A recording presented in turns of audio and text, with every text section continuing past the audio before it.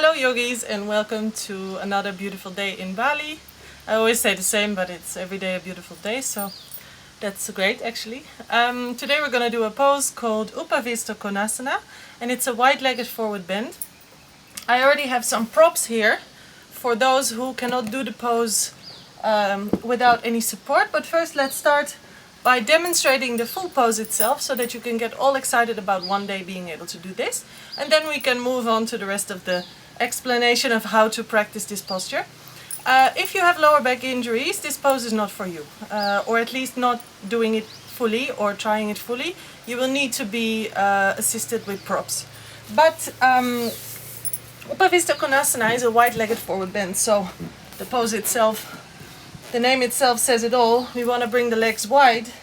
It's not a gymnastics competition, so we don't necessarily want to sit in a side split, but try to bring the legs wide and really make sure that the sitting bones are grounding onto the floor and that the pelvic floor is lifted. So you want to keep some compactness in this lower area of the body, which I explained also in previous videos where I'm doing breathing exercises. So this area is important, yeah? You want to really feel that grounding. And then also watch the feet. I'm really pressing the toes up and the heels away. So keeping very active legs and feet.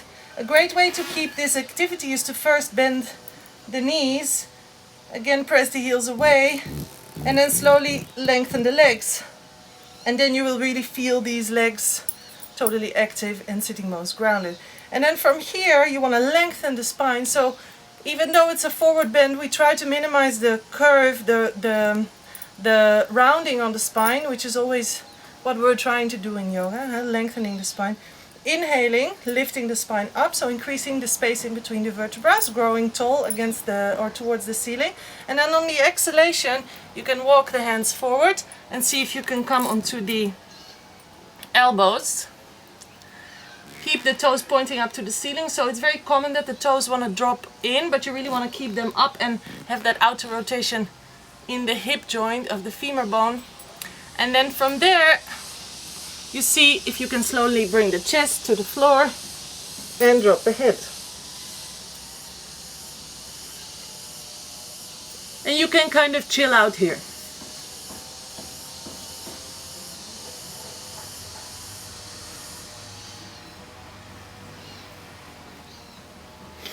So that is the full Uppavista Konasana. And I will also show you from the side what it looks like.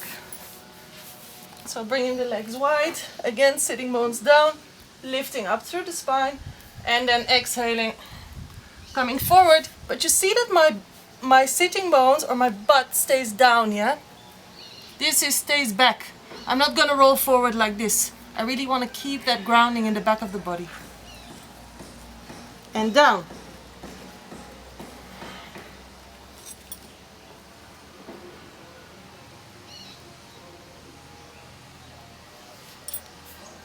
And coming back up. Now, as I said, there are a couple of contraindications for the pose, and one of them is lower back injuries.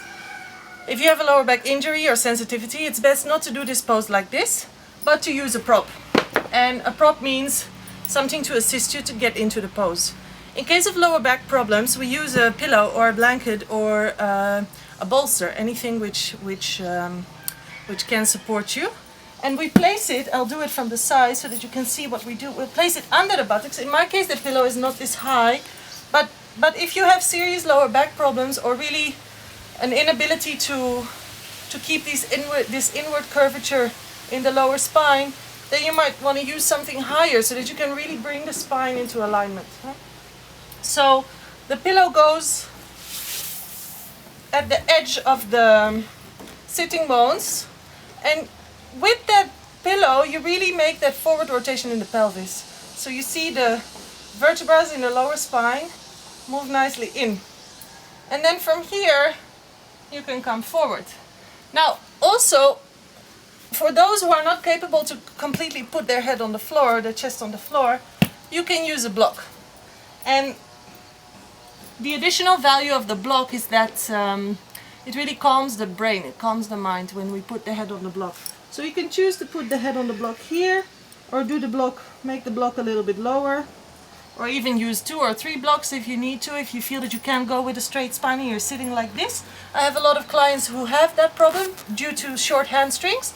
So then what you want to do is make the blocks as high as possible and simply come here so that the head is here. It really doesn't matter, and this is one great teacher in yoga therapy in his book describes it really doesn't matter for the effect of the posture how deep you stretch, because it very much depends on the flexibility of the person, but eventually the effect of the pose will be the same. Naturally, it's great if you can go into the pose fully, but if you can do it halfway or only a little bit, the effect will be the same for you. It depends on your level. And over the years you advance. I mean, when I first started with this, I don't think I was even able to open my legs like this. I think I was sitting like this. So with practice, everything is possible. Uppavista Konasana is a great way to strengthen or to stretch the inner part of the legs, and it really opens the groins, and at the same time, I said, it strengthens the spine, and at the same time it really calms the brain. So it's a very calming posture.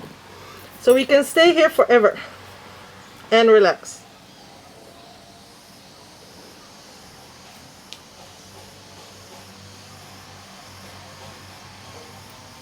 Great. So thanks for watching today. I will be posting more videos very soon on yoga postures, nutritional tips and tricks, anything to do with health and well-being. If you wish to study yoga with me, please make sure to subscribe to this channel and have a look at my website where I list all my retreats that I teach throughout the world: Turkey, Italy, Bali, Indonesia. That's the same, Bali in Indonesia.